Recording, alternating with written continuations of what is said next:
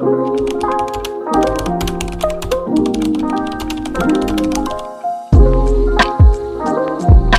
Georgia Parker, Innovation Director at Fashion for Good, and today I'm here with Mira Nameth from Biophilica. Mira, can you introduce yourself? I am first and foremost a designer. That's my background. I've worked as an art director and creative director.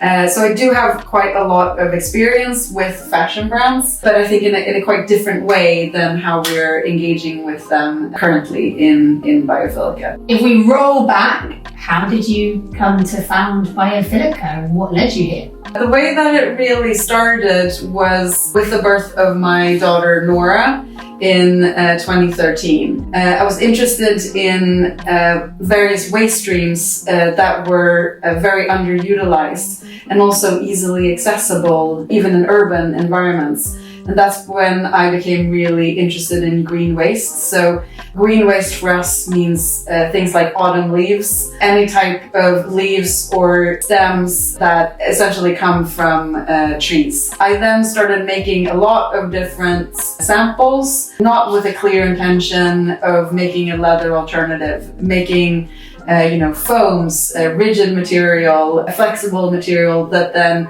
was the sort of embryo of what is now TreeKind. So Biophilica is the parent company, and then what is TreeKind? So we have trademarked the name TreeKind. That is our material that you can see here is 100% bio-based. We don't add anything synthetic to it. It is a home compostable material, and it is based on either green wastes, as we talked about, or agricultural waste feedstocks as well. And then we talked a little bit about TreeKind, what it's made of, but what's it actually looking to replace? Like, what is the challenge and how does this help solve that? So if you look at animal leathers, we actually genuinely think that animal leathers are really beautiful. There are obvious concerns about where that material comes from and also the carbon footprints and the water footprints associated with the production of animal leathers. We have developed TreeKind as an alternative to animal leathers and also to PVC and polyurethane leathers that are sourced from petrochemicals. Because we firmly believe that the materials of the future need to be low resource, as in the lowest possible carbon and water footprints and causing no plastic pollution while having the durability of natural leather. And in terms of the environmental impact, how have you been able to quantify the impact of your material?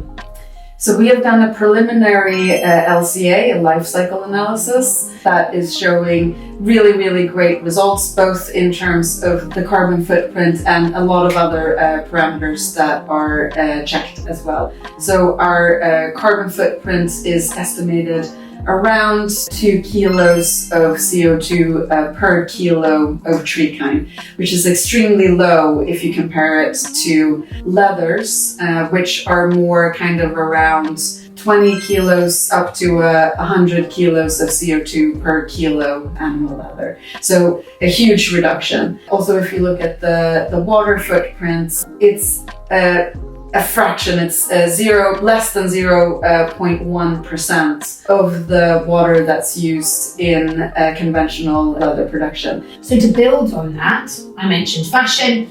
What industries have you been predominantly working in so far, and what are your main collaborations? Very first collaboration is with a really exciting Swiss watch brand that makes luxury watches, which is called ID Genève Watches. They've had a ton of really exciting news and coverage, and Leonardo DiCaprio just invested in them, which is phenomenal. We are immensely proud of that and how beautiful the watch straps look with no plastic whatsoever, with a home compostable material. That is TreeKind. We have been working with a number of fashion for good brands, including bestseller also for some time, starting off with sharing smaller samples and then scaling up and scaling up and scaling up to a point where we've now shared material that has been made on our demo line in a continuous casting process. As a sustainability professional, what would be your piece of advice for consumers who want to live a more sustainable lifestyle? I think one of the key things is to actually do a little bit of a deep dive into what people say and what they can actually verify. It's really important for customers to probe into greenwashing and really understanding the certifications that come with different materials. The other one is to put your money where your mouth is, essentially. Be the change that you want to see. It's a really strong way to change how the world works, is choosing what you really decide on purchasing.